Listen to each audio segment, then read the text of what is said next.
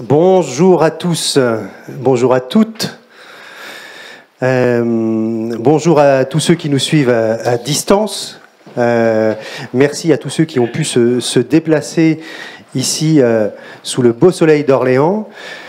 Je vais donner quelques minutes la parole à Caroline Zahn qui nous accueille dans cette école du design à Orléans et qui a bien voulu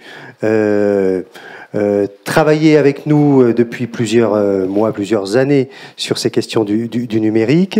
Une école qui est pleinement ancrée dans son territoire puisqu'elle accompagne des dynamiques de territoire et récemment la candidature de Bourse Capitale Européenne de la Culture. Il y a des anciens étudiants qui ont travaillé sur les visuels graphiques.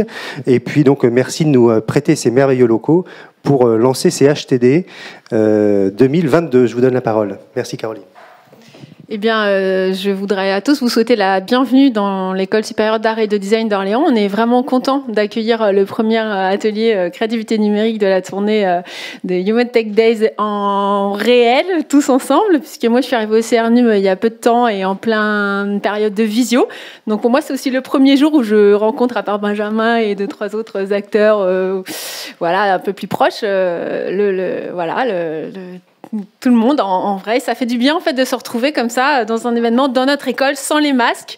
Donc c'est symboliquement c'est très beau aussi. Nous sommes ravis d'accueillir cet atelier ici puisque vous n'êtes pas sans savoir que voilà le projet d'établissement de l'école supérieure d'art et de design d'Orléans est un projet qui est très orienté sur les questions du numérique et notamment à travers différents programmes de recherche-création qui traitent de ces questions. Donc nous sommes absolument engagés dans les champs de réflexion qui croisent celles du CRNUM. Et donc voilà, merci de vous réunir ici. Nous sommes vraiment ravis de vous accueillir et je pense que voilà, c'est un beau début de tournée et je vous souhaite un bel atelier et à très bientôt pour les discussions et autres. C'est un très beau projet en fait. Moi, je suis vraiment ravie de pouvoir participer aux réflexions et aux échanges. Le CRNUM, c'est vraiment un lieu de croisement en fait de points de vue, d'expérience. C'est un lieu où on rencontre des interlocuteurs qui sont pas forcément ceux qu'on rencontre au quotidien. Voilà, moi, je suis dans l'enseignement supérieur, donc voilà, je parle facilement, j'y suis facilement avec l'université, avec les autres écoles d'art. Mais le CRNUM, c'est vraiment un lieu aussi d'interface. En fait, c'est une interface assez rare entre différents acteurs et je trouve que c'est un lieu précieux. Donc, je suis assez contente aujourd'hui que ces deux lieux d'échange qui me sont chers se retrouvent à l'école. Donc, bienvenue. Merci beaucoup à vous. Juste un petit mot, excusez-moi. En fait, je vous prie d'excuser Emmanuel Guès qui va nous rejoindre dans quelques minutes, qui a été retenu, mais qui va se joindre à nous dès que ça lui sera possible. Parfait. Merci beaucoup à vous encore de votre accueil. Et c'est vrai que c'est le pari de cette saison 2022 des Human Tech Days, d'aller sur le territoire, sur le terrain. Aujourd'hui, on ouvre l'un des 6 ateliers qui vont se dérouler sur l'ensemble des départements de la région Centre-Val de Loire. L'idée, c'est justement de pouvoir profiter de ces lieux ressources, d'aller au plus près du terrain, rencontrer les acteurs pour réfléchir à des questions centrales sur l'économie du numérique, sur la sobriété, sur la relocalisation, sur les questions de cyber, de protection, mais aujourd'hui de culture et de créativité, sur tout ce qui fait les débats aujourd'hui dans le numérique, et de le faire avec les acteurs de la région, avec ceux qui y réfléchissent, qui y travaillent tous les jours, pour nourrir une stratégie régionale qu'on posera en octobre prochain. Voilà, l'idée de la région Centre-Val de Loire, c'est de s'appuyer sur vous, sur tous ceux qui souhaitaient construire avec nous cette stratégie, réfléchir ensemble, voir les forces et faiblesses de notre région et là où on peut se positionner. L'idée, c'est justement de mettre en avant les ressources particulières qu'on a sur le territoire et de ne pas faire du copier-coller avec ce qui peut se faire ailleurs. Et ça, l'idée, c'est de pouvoir le construire avec vous, acteurs du territoire, engagés dans la transition numérique. Et donc, je déclare ouvert les Human Tech Days 2022 ici, à Orléans, pour cet atelier autour de la créativité numérique. Vous dire qu'on aura, et vous donner des rendez-vous d'ores et déjà sur les prochaines étapes. On se verra donc, pour ceux qui le peuvent, soit se déplacer physiquement, c'est toujours plus agréable. En effet, c'est l'une des premières étapes qu'on peut faire en physique, ou vous pourrez le suivre en direct, en live, sur les réseaux. Donc, les prochaines étapes, outre celle-ci d'aujourd'hui. Alors, il y aura un atelier, le prochain atelier, je le cherche, il est là. Le 17 mars prochain, à la Cité du Numérique, nous aborderons les questions de citoyenneté. En quoi le numérique peut aider le déploiement de nouvelles formes de démocratie participative, de participation des citoyens. Fake news, cyberharcèlement, ce seront aussi des sujets que nous aborderons lors de l'atelier qui tiendra le 17 mars à Châteauroux. Le 23 mars prochain, à Bourges, une ville qui m'est chère. Donc, je suis Guillaume Crépin, conseiller régional délégué au numérique auprès de François Bonneau et élu de Bourges, c'est pour ça. Donc, le 23 mars prochain, on débattra de relocalisation. En quoi le numérique, parce qu'on peut travailler à distance, peut être une opportunité de relocalisation d'activités, d'économies sur des territoires comme ceux de la région centre. On abordera aussi à cette occasion-là la question de la cyberprotection et de la cybersécurité. Comment rendre le numérique plus sûr. Le 29 mars, à Blois, à l'école du paysage de l'INSA Centre Val-de-Loire, on abordera la question du patrimoine régional et du tourisme, le numérique au service de l'économie et des acteurs du tourisme en région. Comment faire mieux connaître notre patrimoine régional au grand public, comment utiliser des outils numériques, notamment, on l'a vu pendant le confinement, un certain nombre de musées, de sites ont expérimenté des nouvelles façons de vivre des visites patrimoniales. Le 5 avril à Chartres, nous travaillerons sur les questions de sobriété, comment développer en région, parce que ça fait partie des valeurs de cette majorité, comment construire un numérique plus sobre et plus vertueux, responsable des ressources,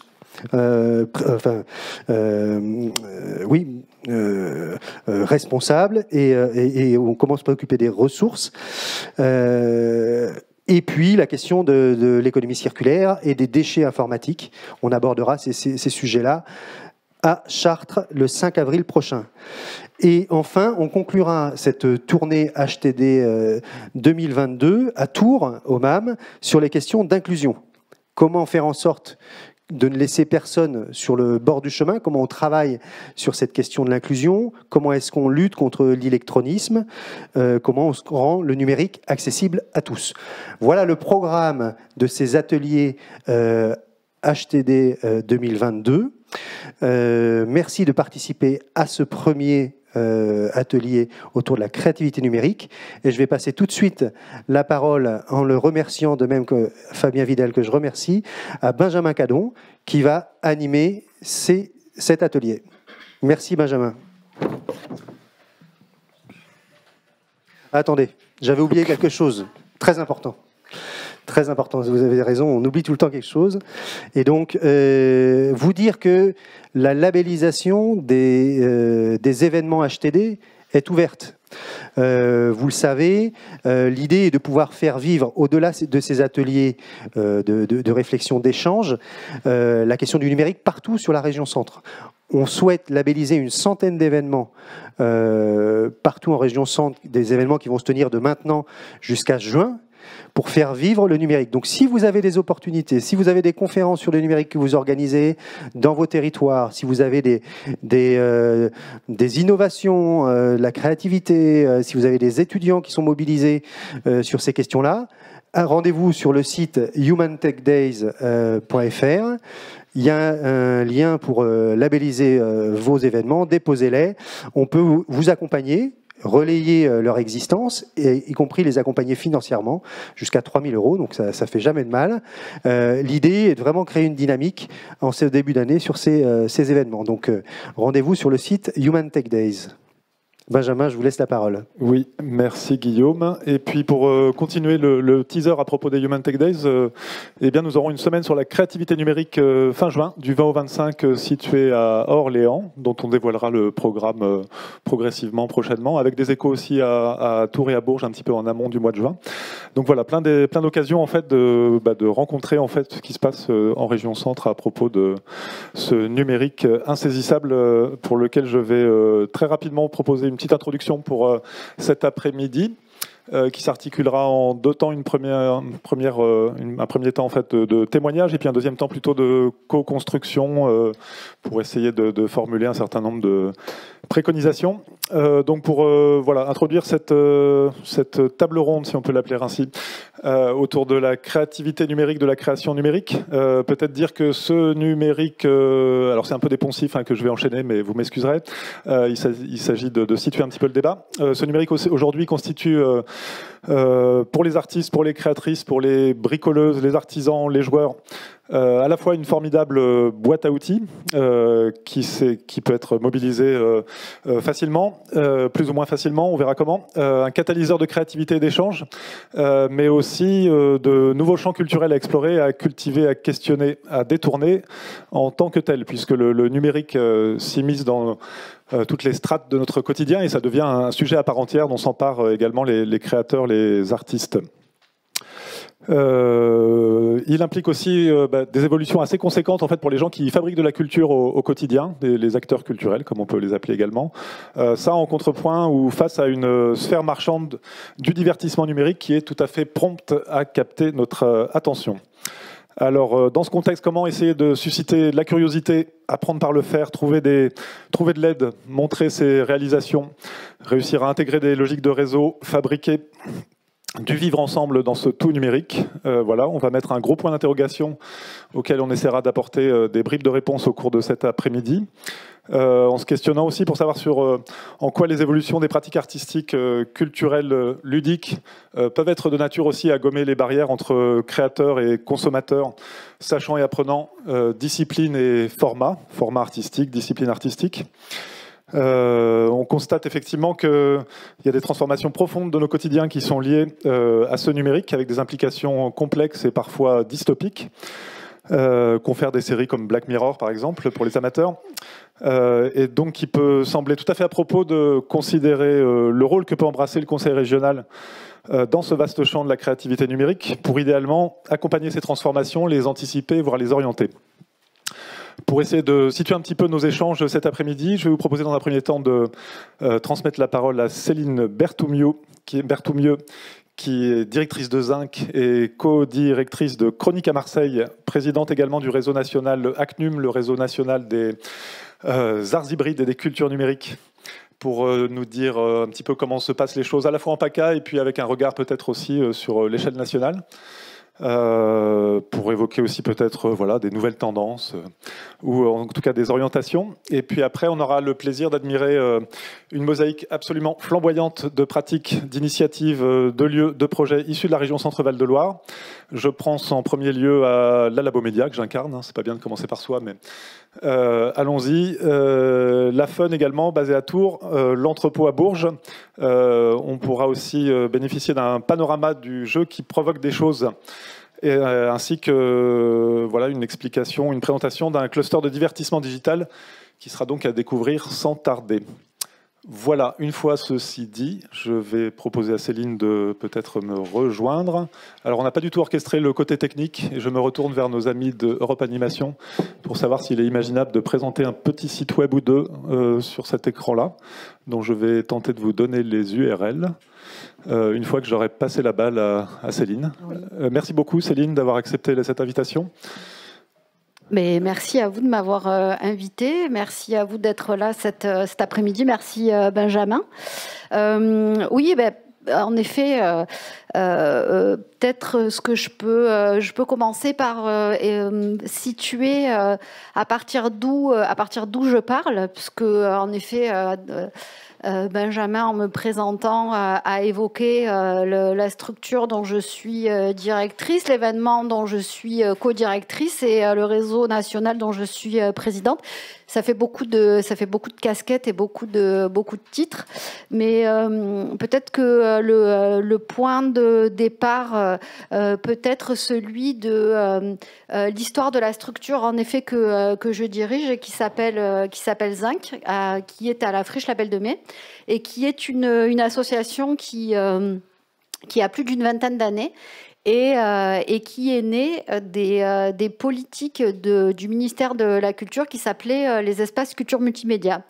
Je prends ce point de départ parce que je pense que c'est un exemple assez intéressant de comment il y a plus d'une vingtaine d'années, puisqu'on parle de politique qui datait des années 1997-1998, issus du ministère de la Culture, des lieux ont été labellisés. Nous, en l'occurrence, notre espace culture multimédia à la Friche Label de Mai a été labellisé sur demande du ministère de la Culture pour accompagner à l'époque. On parlait pas encore de transition numérique, mais on parlait des nouvelles technologies de l'information et de la communication et comment en fait dans un lieu culturel qui est la Friche Label de Mai, soit la Friche Label de Mai qui a en fait les 30 ans cette année, c'est un énorme pôle artistique et culturel et c'est aussi et c'est un endroit à partir duquel je parle aussi, c'est aussi un tiers-lieu culturel en fait avant l'heure. Qui a aussi été dans une forme de commande, en l'occurrence de la ville de Marseille, pour éviter au moment de la désindustrialisation du quartier de la Belle de Mai que la manufacture de la Ceuta se retrouve vide et donc a demandé à des artistes de l'investir pour réfléchir à un nouveau projet à la fois de territoire et éventuellement économique. Donc le projet de Zinc en tant qu'espace culture multimédia est né il y a une vingtaine d'années sur une réflexion autour avec l'émergence de ce qui s'appelait donc à l'époque les NTIC, les nouvelles technologies de l'information et de la communication. On allait pouvoir en fait, à partir de projets culturels et créatifs, accompagner à la fois les publics dans leur appréhension et des outils et des contenus. C'était le début de la démocratisation d'Internet et puis des ordinateurs et des différents outils multimédia, et à la fois comment, par ces usages, ces contenus et ces outils, les artistes allaient voir leur manière à la fois de créer et de travailler être complètement bouleversée. Donc déjà, il y a plus d'une vingtaine d'années, se posait la question de cette transformation numérique.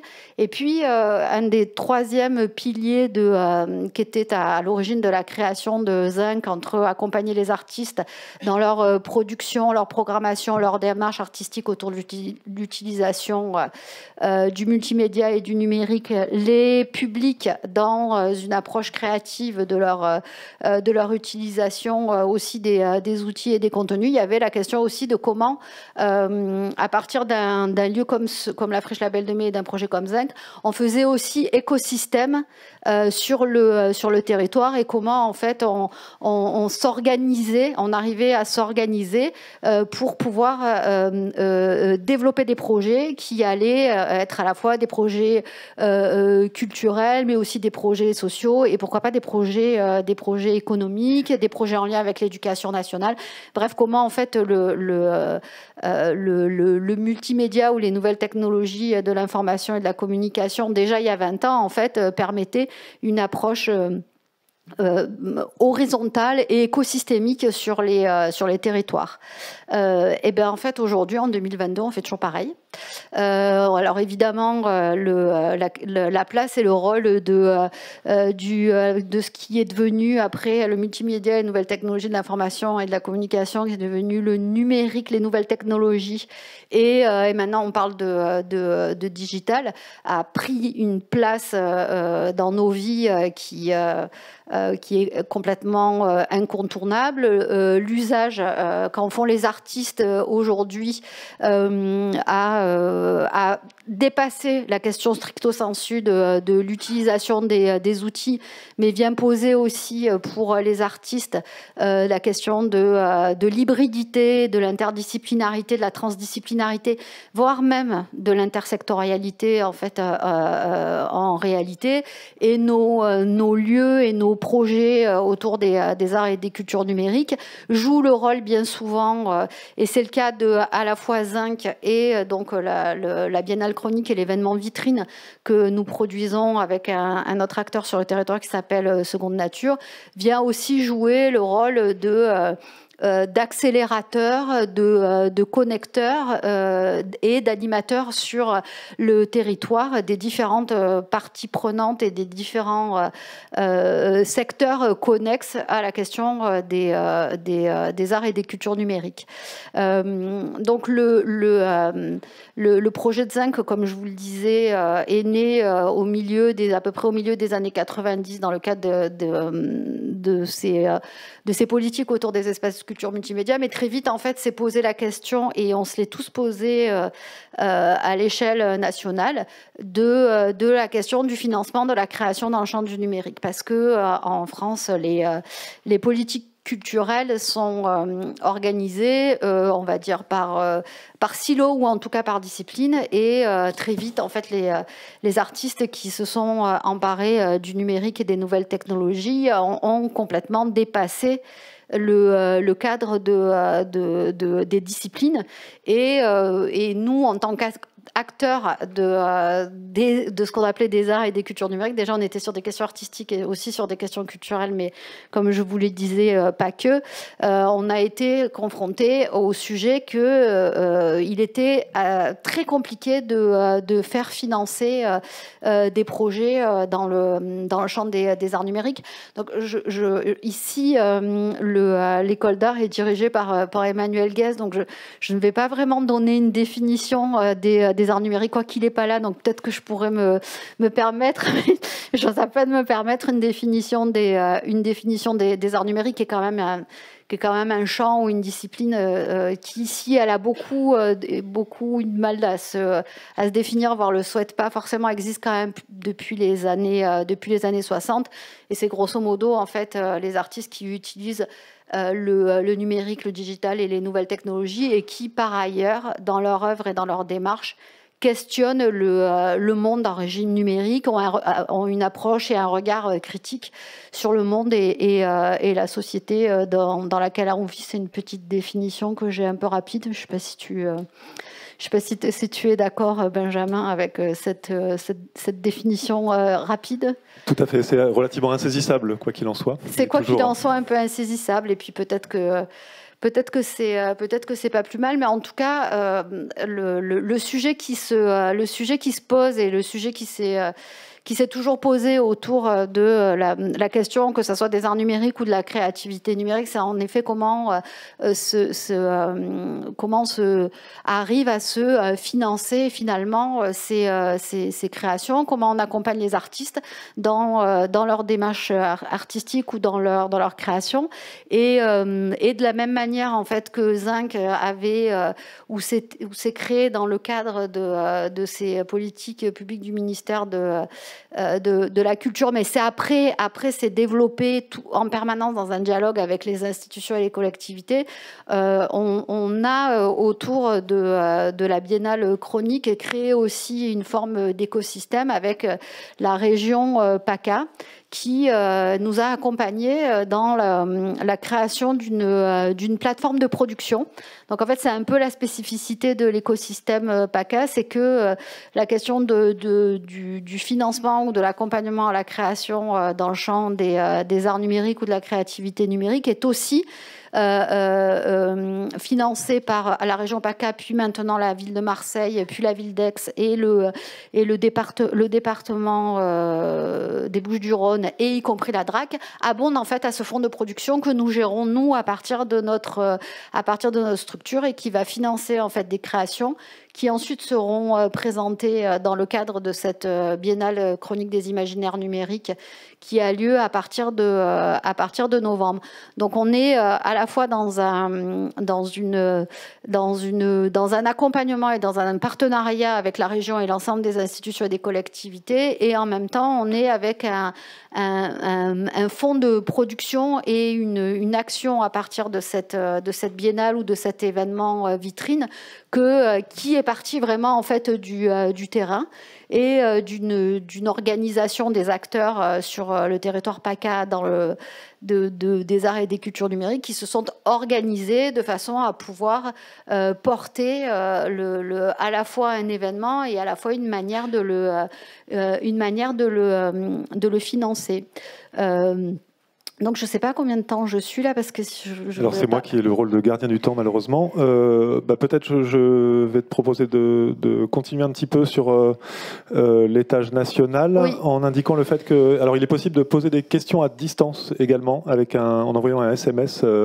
J'ai l'impression d'être à la radio au 07 67 77 62 22. J'espère que vous avez tous bien noté, sachant que... Il est payant le SMS ou il est gratuit? Je pense qu'il est intégré dans le forfait, la plupart des forfaits des opérateurs traditionnels. Alors on va bien sûr trop vite, mais pour tout ce que tu as évoqué, plutôt qui concerne la région PACA, vous pouvez DuckDuckGoiser les différents noms de structures ou le réseau ACNUM pour essayer d'avoir un petit peu plus d'informations. DuckDuckGoiser étant pour éviter de googliser, vous l'aurez compris. Et donc je te proposerais bien de parler un petit peu de cette initiative, oui, ACNUM. Oui. Alors qui est aussi le fruit de ce que tu évoquais au départ, oui, c'est-à-dire le réseau des ECN, oui, et puis un certain nombre d'envies de structuration, oui, pour essayer de défendre les spécificités de ces pratiques artistiques, de ces liens avec les publics, de ces approches pédagogiques. Oui. Donc ACNUM. ACNUM pour arts hybrides et culture numérique, c'est un peu les mêmes enjeux qu'on a travaillé à l'échelle régionale en fait en PACA, c'est-à-dire comment à partir d'expériences de terrain et là d'écosystèmes régionaux à l'échelle nationale, on a une couche d'une forme d'organisation nationale, c'est-à-dire qu'on s'est saisi ou on s'est auto-missionné d'une nécessité de défendre, pour commencer, la question le financement, mais c'était pas que ça, mais d'un peu questionner à l'échelle nationale le fait que quand on est dans le champ du numérique ou des arts et des cultures numériques, en fait, on va dépendre ou on va être en relation avec tout un tas de différentes politiques institutionnelles, nationales, régionales, départementales, et comment en fait on arrive à avoir une réponse à la fois collective, spécifique, mais aussi un peu à 360. Donc on a discuté très rapidement avec le ministère de la Culture pour trouver la manière dont, en étant organisé, on allait pouvoir développer en logique interrégionale et à l'échelle nationale une boîte à outils pour apporter des réponses à ces projets et à ces structures qui sont dans des formes d'hybridité et avec des fonctionnements d'écosystèmes.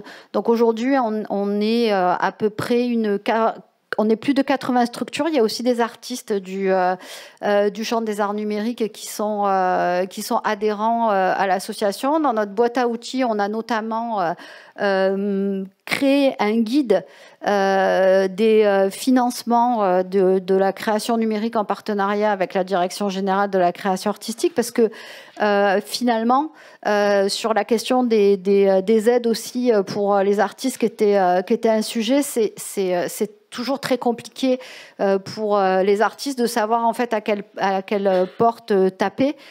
Comme je le disais, en fait, on a toujours tout un tas d'interlocuteurs dans les institutions et les collectivités créativité. Et donc, avec ce guide, finalement, on a essayé de recenser de quelle manière les artistes peuvent être accompagnés dans à la fois pour leur création et puis dans leur démarche artistique au global. Le réseau ACNUM a la spécificité, c'est ce qui le rend, je trouve, extrêmement intéressant, de regrouper des structures et des lieux à des typologies très différentes, puisqu'on a à la fois, en effet, des gros lieux institutionnels de type scène nationale, centre de création, SMAC, mais on a aussi des tiers-lieux, il y a aussi des producteurs indépendants, il y a des studios, il y a des start-up, il y a beaucoup d'associations, pas mal de festivals aussi, de festivals d'art numérique en France. Et donc, on a comme ça, à partir du terrain, organisé notre propre structuration et on s'est mis sur le chemin aussi de forme de professionnalisation. Et donc on est à la fois cette boîte à outils dans lequel les adhérents peuvent aller piocher, mais aussi, on est aussi une forme j'aime bien dire aussi qu'on est une forme de think tank parce que on se retrouve évidemment comme beaucoup de réseaux et puis d'autres réseaux qui avaient pu exister auparavant. On se retrouve assez régulièrement de manière aussi à questionner notre place, notre rôle, nos pratiques, nos évolutions. Aujourd'hui, évidemment, et Guillaume Crépel a un peu évoqué, il y a les questions par exemple, les questions de la sobriété numérique, par exemple, ou les questions d'écologie. Évidemment, c'est un sujet qui est extrêmement important. Il y a les questions, il y a aussi des questions d'égalité. Il y a voilà, toutes les questions des transitions et de transformation qui sont à l'œuvre aujourd'hui dans la société. Maintenant qu'on a bien digéré la question de la transition numérique, je crois que ça fait plus de 20 ans qu'on y est, comment aussi, à partir d'un réseau autoconstitué d'acteurs du champ des arts hybrides et des cultures numériques, on va aussi sur répondre et questionner les autres transitions et transformations qui sont à l'œuvre. Voilà, donc aujourd'hui, alors bon, je parlais des questions des autres transitions. Il y a aussi évidemment la question de la transition de la place des œuvres et de l'art, et notamment des œuvres et de l'art numérique aujourd'hui. On parle de plus en plus du secteur des industries culturelles et créatives, qui est à la fois un secteur en développement extrêmement important. Il y a des programmes de l'État qui vont financer le développement, notamment sur des questions de compétitivité internationale. Je pense que vous avez tous entendu parler de la question des NFT. Donc ça aussi, c'est une forme de transformation de la question de rapport à l'œuvre, à l'art, dans un monde en régime numérique. Donc voilà, avec ACNUM, mais aussi en région autour de la Biennale Chronique, on essaye de à la fois se questionner collectivement et essayer d'apporter des formes de réponses, ou en tout cas des formes de chemin sur lequel s'engager pour trouver les solutions en fait qui sont les manières de faire qui sont le plus adaptées à la fois au territoire sur lesquels on est. Ça, là, je parle d'ACNUM ou je vois en PACA, et à la fois par rapport aussi le plus adapté en fait aux formes d'écosystèmes. Parce que je pense que le moment dans lequel on est, et puis où la journée s'appelle Human Tech Days, en fait la question de la créativité numérique ou du numérique appréhendée à partir de questions artistiques et culturelles, c'est un peu regardé à hauteur de femmes et d'hommes, et c'est à la fois pouvoir en effet, comme le disait Benjamin dans son introduction, se donner aussi la capacité de pouvoir agir.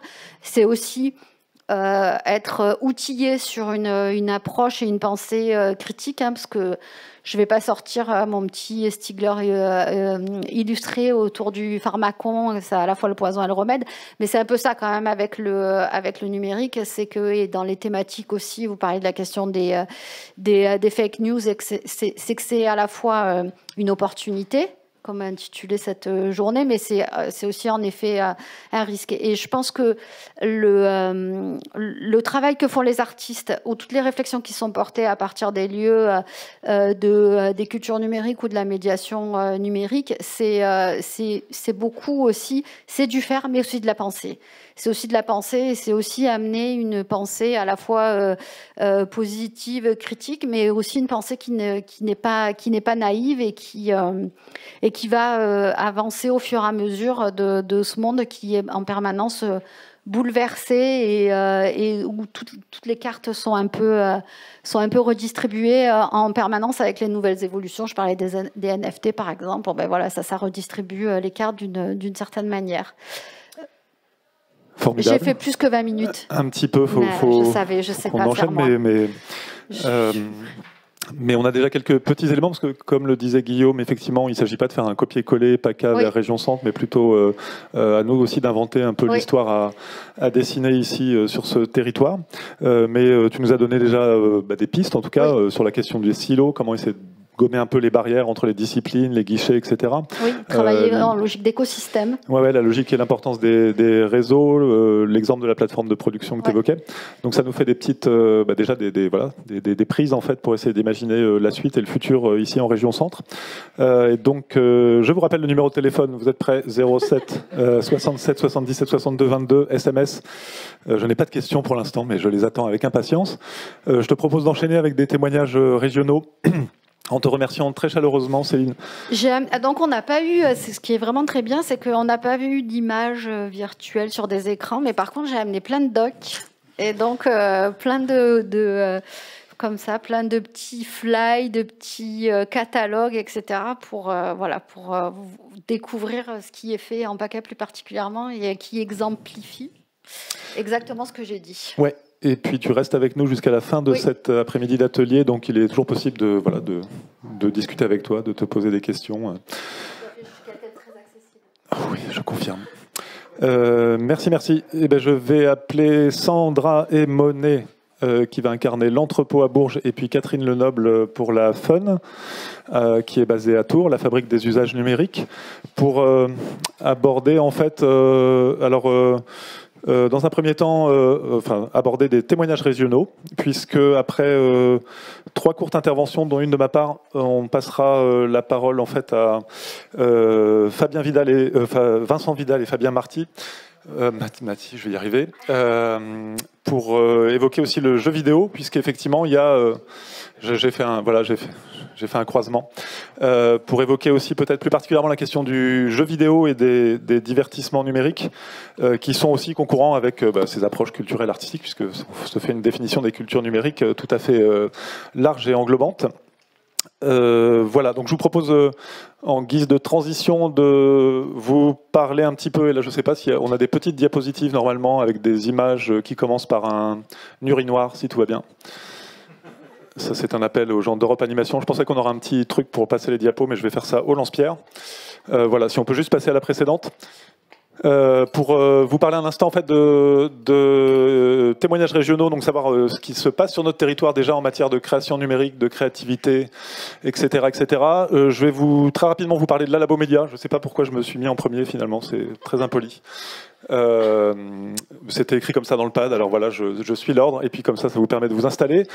Pour vous dire un petit peu d'où je parle aussi, donc la Labo Média, c'est une association culturelle, je vais faire ça en mode mitraillette, qui a maintenant plus de 20 ans, qui est basée à Orléans, à la friche culturelle Le 108, et qui essaye d'explorer ces cultures numériques depuis toutes ces années, sous différentes formes, en partant d'un paysage numérique quelque peu dystopique peut-être. Voilà, on voit une petite image ici.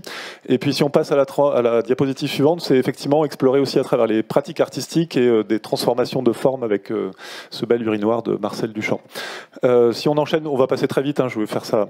Donc voilà, il s'agit de peut-être dessiner aussi d'autres futurs en fait, à travers ces outils numériques appropriés ou pas par des artistes, à l'image de la diapo suivante.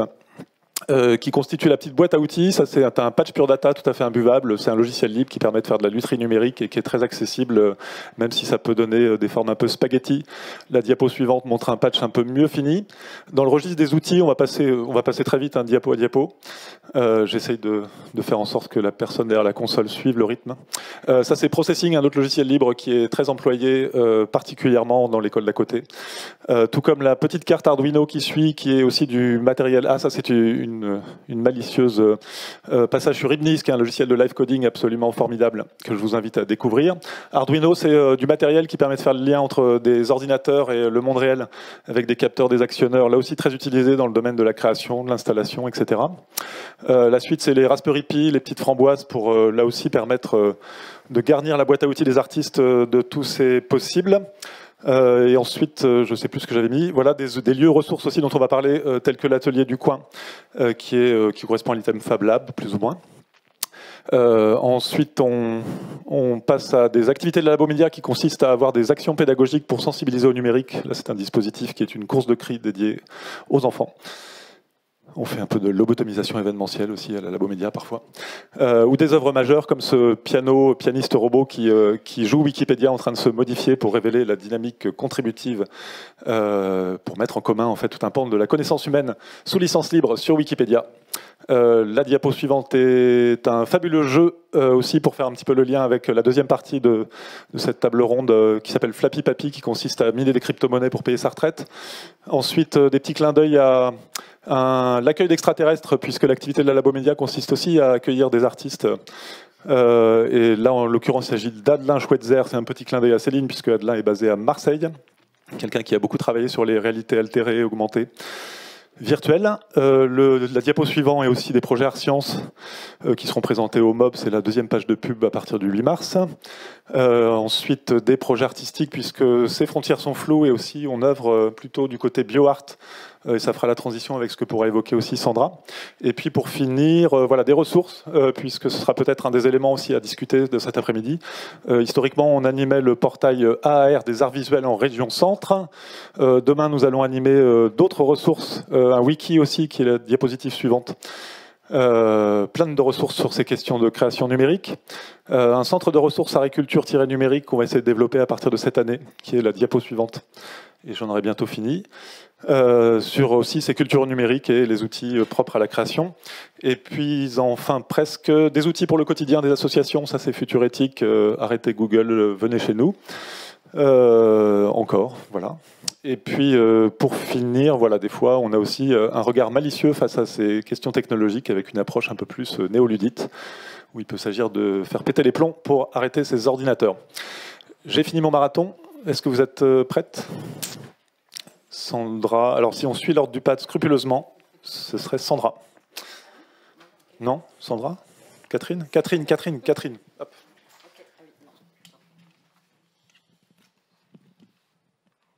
Donc Catherine de la Fabrique des usages numériques, oui, basée à Tours. Okay. Bonjour tout le monde. Sans plus attendre, oui, Catherine Lenoble, je suis directrice de la Fabrique d'usages numériques, donc une association qui a été créée en 2013 à Tours pour développer un Fab Lab, un laboratoire de fabrication.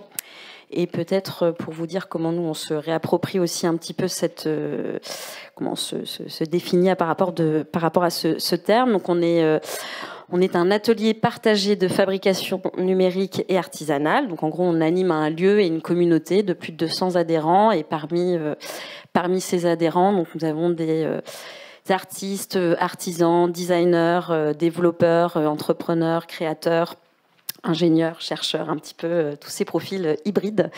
Et donc, j'ai aimé entendre ce mot parce que justement, c'est aussi cette notion de laboratoire. Donc, on se définit aussi comme un laboratoire de projets hybrides à l'intersection donc des cultures du faire, des arts et cultures numériques, et puis aussi donc d'un mot qu'on aura entendu un petit peu cette culture tiers-lieu.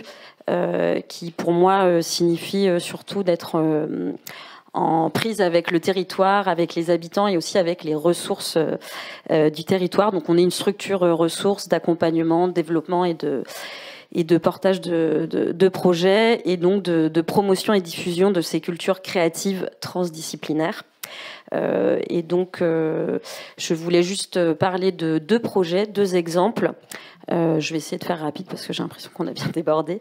Et j'ai choisi volontairement 2 projets qui ont fait l'objet d'un soutien en réponse à l'appel à projet créativité numérique de la région, et qui donne un petit peu justement la mesure peut-être de la diversité de ces projets. Donc en 2019, on a répondu à cet appel à projet de la région il y avait 2 volets. Donc le volet numéro 2 était sur la création de nouveaux outils numériques de ressources et de médiation.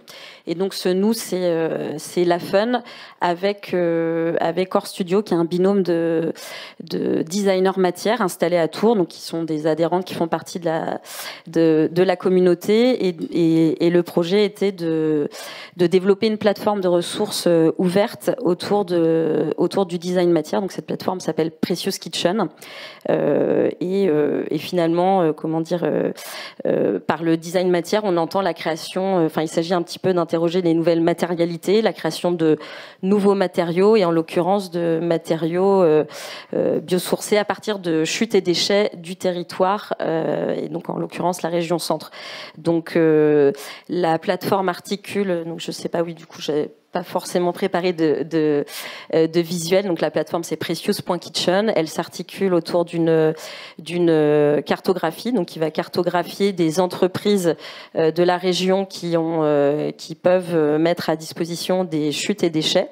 On a une collection de ressources, de ces matériaux qui sont caractérisés, et toute une partie recettes, donc de tutoriels, on va dire, pour créer soi-même de nouveaux matériaux à partir de ces ressources du territoire.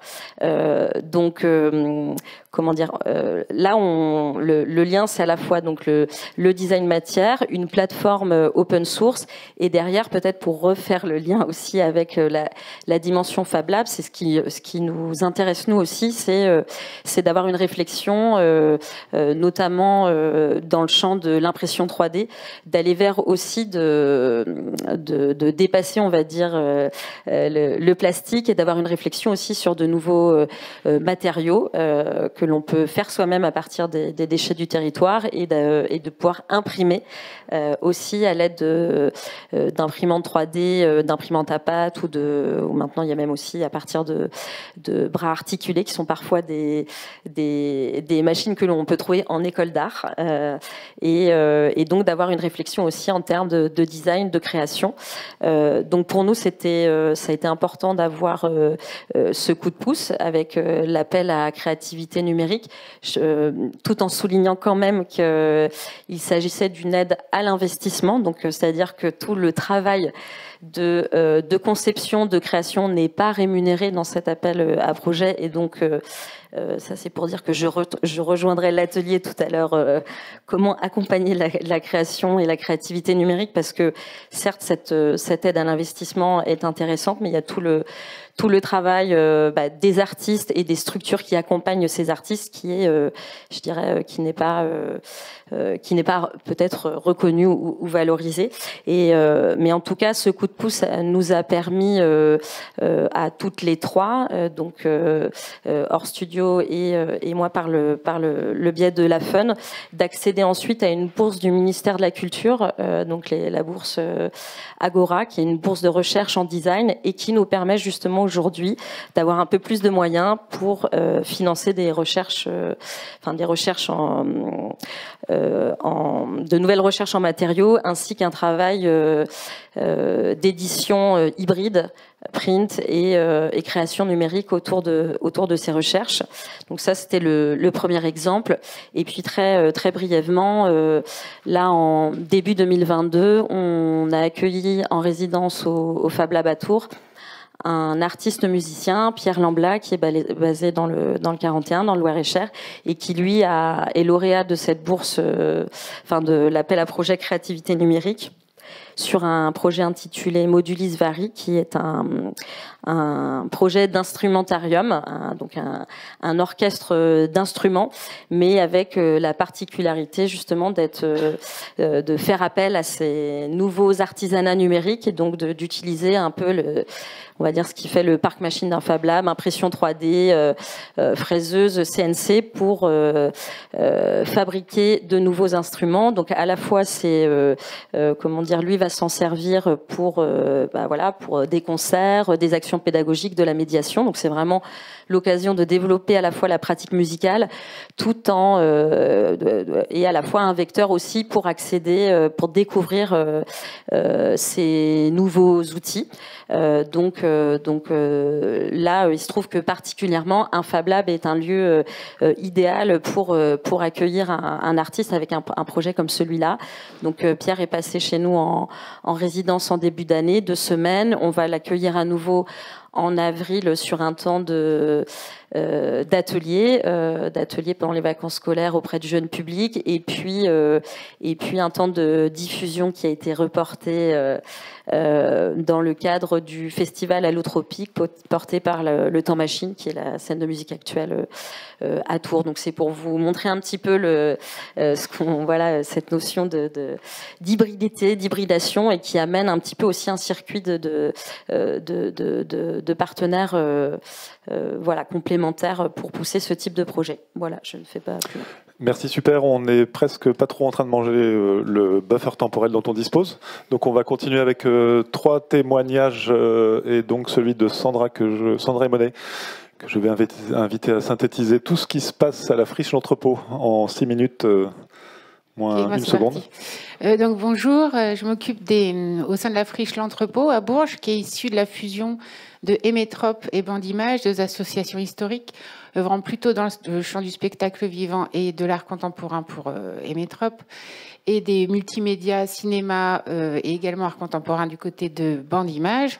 Donc elles ont fusionné en 2020. Moi, j'ai rejoint l'équipe en 2021 en tant que chargée des projets multimédia, coordinatrice de l'Ursulab, qui est le biomédia lab de l'Entrepôt, des projets européens et des projets qui lient la professionnalisation des jeunes artistes avec l'ENSA Bourges.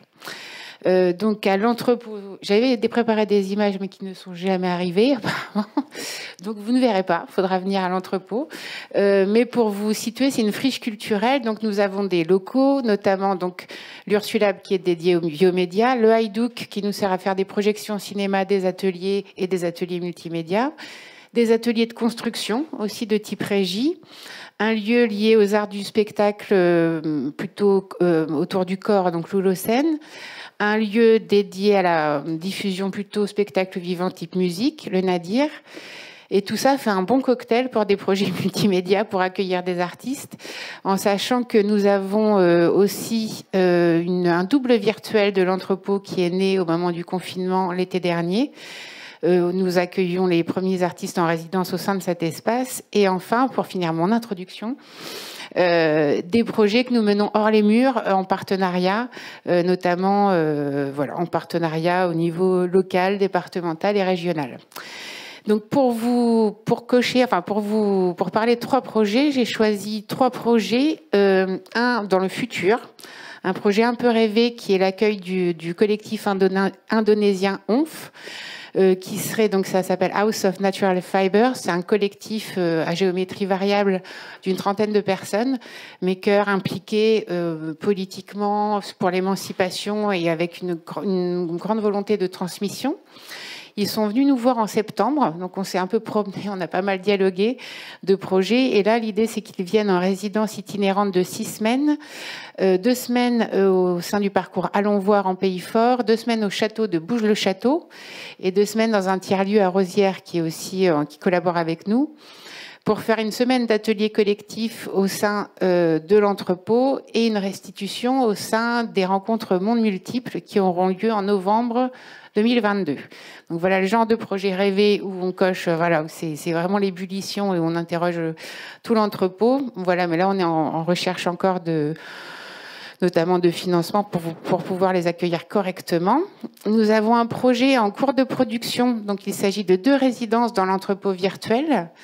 Tout là, j'ai 6 minutes, hein, donc je vais très vite. Il y a pas mal de ressources sur le site de l'entrepôt. Là, je vous parle de projets un peu invisibles que vous ne pourrez pas trouver encore sur la plateforme. Donc, nous avons une résidence de Chloé Desmoineaux qui a commencé en janvier. C'est un espace un peu particulier puisque c'est vraiment un double numérique de l'entrepôt, mais comme une vision un peu post-apocalyptique. Et on se demande si on aura plusieurs versions de la friche, si dans un même espace, on va faire tout cohabiter. Enfin, c'est vraiment projet de recherche et développement auquel on associe les artistes et auquel on organise aussi la formation des artistes à la prise en main des outils et la formation par les artistes de d'autres publics. Nous avons une résidence également du nouveau ministère de l'Agriculture qui a été fondée en 2016 par Stéphanie Sagot et Suzanne Husky.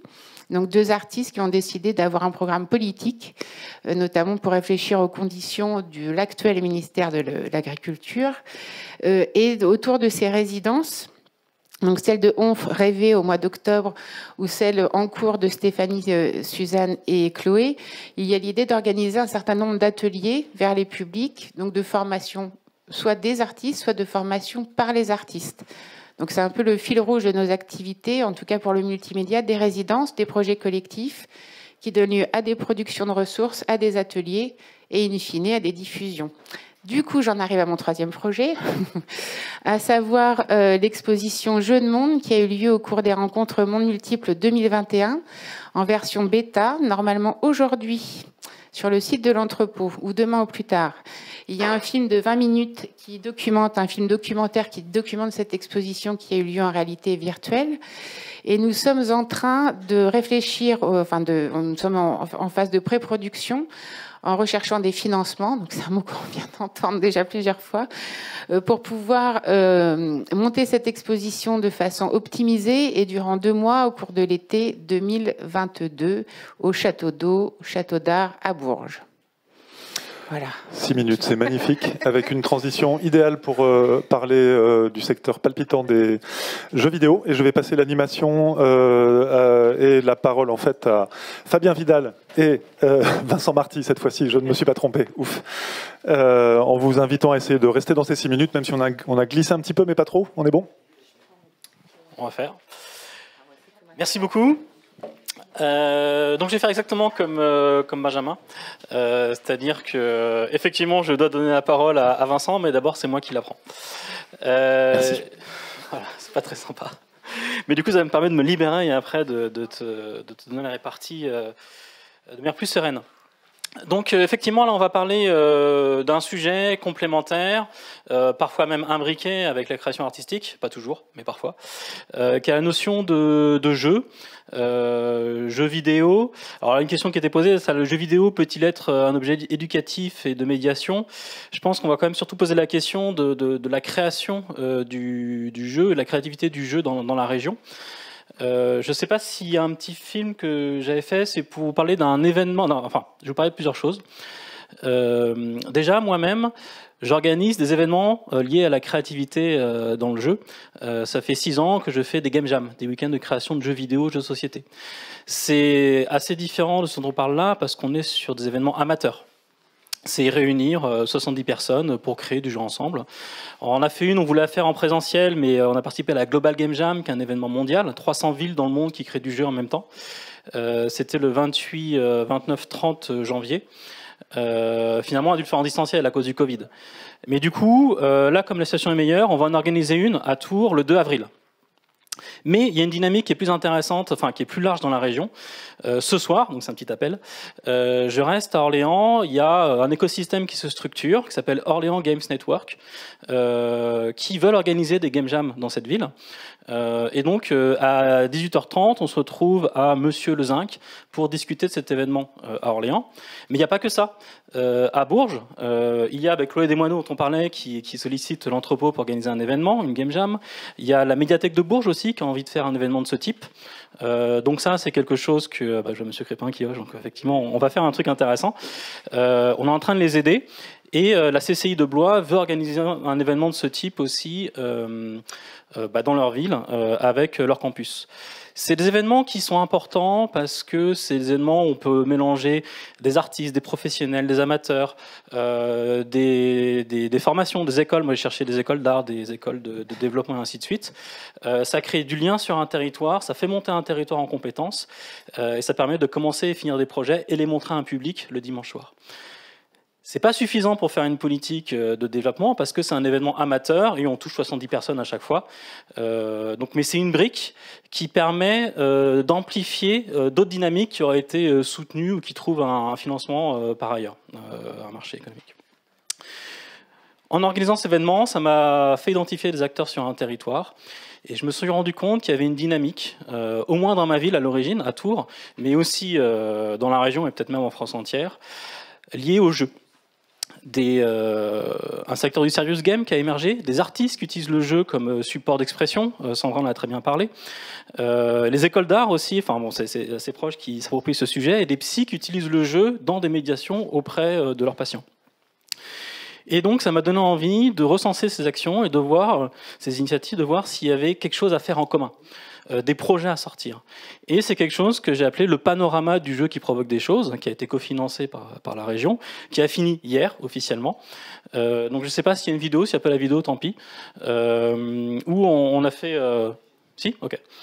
Juste, voilà, j'ai recensé 200 actions, j'ai mené une centaine d'entretiens, j'ai fait 40 interviews, et surtout on a identifié 4 secteurs, 4 domaines où il y avait des envies de collaborer sur le territoire, qui sont les usages du jeu dans les médiations, auprès des jeunes, des ados, l'utilisation du jeu dans les pédagogies, notamment par les formateurs du secondaire, de l'enseignement supérieur, mais aussi la formation professionnelle, de l'utilisation du jeu ou des technologies du jeu vidéo sans qu'il y ait d'éléments ludiques, pas forcément, c'est pas obligé, dans la création d'expériences de tourisme expérientiel, bon, dans le tourisme expérientiel et en lien avec le patrimoine. Et le dernier domaine, c'est Vincent qui va en parler, qui est les formations ou le soutien dans des métiers du divertissement digital. Donc on a fait un événement, on s'est réunis, il y avait 50 personnes, donc on peut envoyer le petit film, ça fera une petite pause, et vous verrez l'énergie qu'il y avait à cet événement.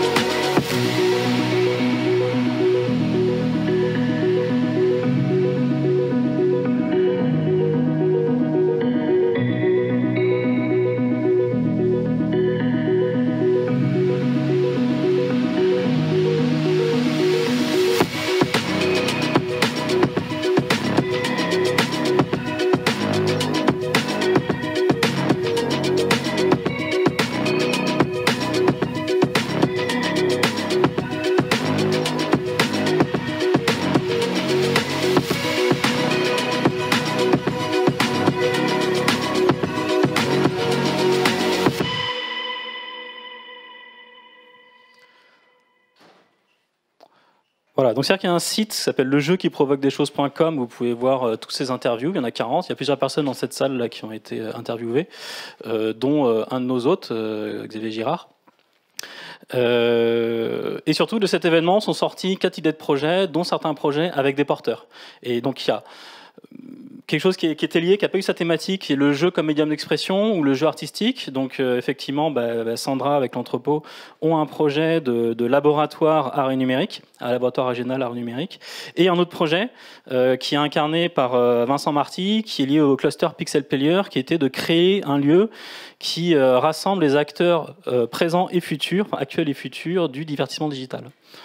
Donc voilà, donc c'est une démarche qui est en cours. Bien sûr, là, c'est qu'une étape, et à voir ce qu'on arrivera à pousser plus loin.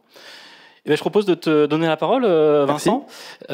Tu avais plusieurs envies de nous parler peut-être d'un exemple de création autour du jeu qui dépasse le simple ludique et qui est associé au patrimoine. Absolument, et en fait c'est une initiative qui a contribué finalement à nourrir cette envie de structurer une filière émergente qui est celle du divertissement digital, et qui était une initiative qu'on a menée conjointement avec la région Centre-Val de Loire, qui était la mise en avant du patrimoine dans le jeu Fortnite en 2021, et qui finalement montre bien le lien qu'il peut y avoir entre le jeu vidéo comme mode d'expression et de rassemblement de différentes audiences, la mise en avant du patrimoine sous de nouvelles formes, et les usages des nouveaux médias, des nouveaux médiums, du numérique, que ça soit Twitch, les influenceurs, les youtubeurs, toutes ces nouvelles notions-là, et ces nouveaux médias qu'on peut utiliser pour mettre en avant sa créativité, ses œuvres, ou des éléments qui sont parfois plus ancrés dans la réalité.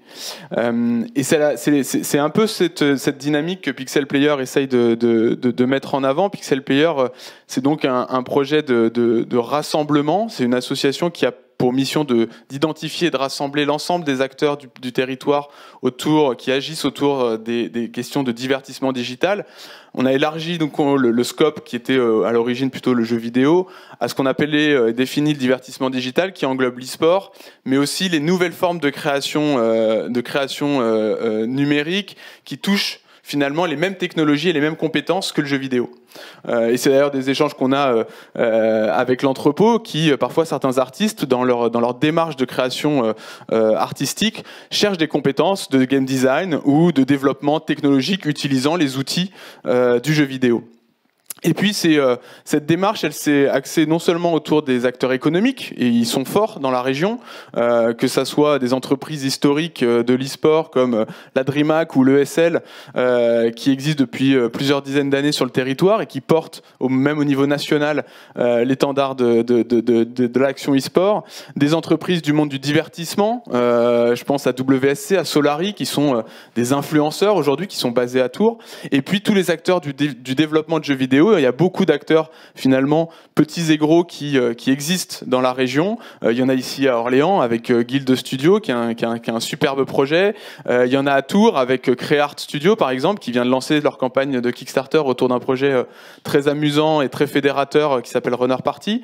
Et puis, il y a tout un tas de personnes indépendantes, des étudiants, des formations qui œuvrent aujourd'hui pour le développement de ces compétences et qu'il faut rassembler, qu'il faut mettre en avant, qu'il faut accompagner dans leurs projets de développement de créativité.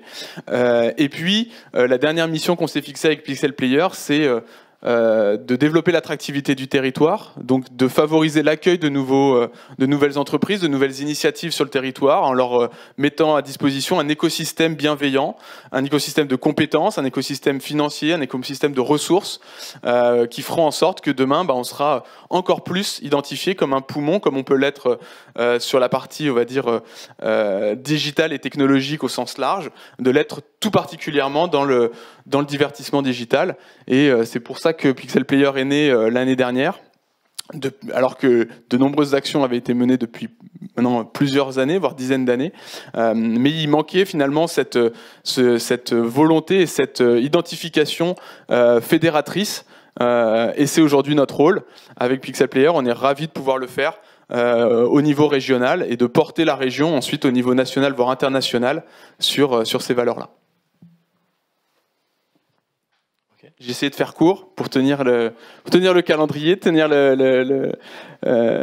l'horloge. Et puis je sais qu'on aura l'occasion d'échanger dans les ateliers qui suivent sur comment accompagner la création numérique. Le jeu vidéo est une forme d'expression du numérique, une expression plutôt interactive, mais il y a toutes les autres formes qui se rattachent à ça, qui utilisent parfois les mêmes technologies, les mêmes compétences, voire d'autres. Ça se nourrit les uns les autres. On voit des artistes qui viennent dans le jeu vidéo, on voit des personnalités du jeu vidéo qui deviennent des artistes. Et ça, c'est vraiment l'écosystème dont vous parliez, qui est très important de nourrir et de développer au niveau national, mais aussi et surtout au niveau régional. Alors Benjamin, as-tu reçu des SMS avec des questions ? Ah, c'est là ? Non, ça tourne. Okay. Il faut redonner le numéro de téléphone. Ah, je sais pas. Non, mais sinon, vous pouvez lever la main. Ou alors, ce qu'on peut faire, il y a, maintenant, on va passer, on va respirer un petit peu, mais on a 1 heure, ça va être assez rapide, mais un atelier d'exploration. Qu'est-ce qu'il y a? Ah, la diffusion en direct va s'arrêter. Voilà.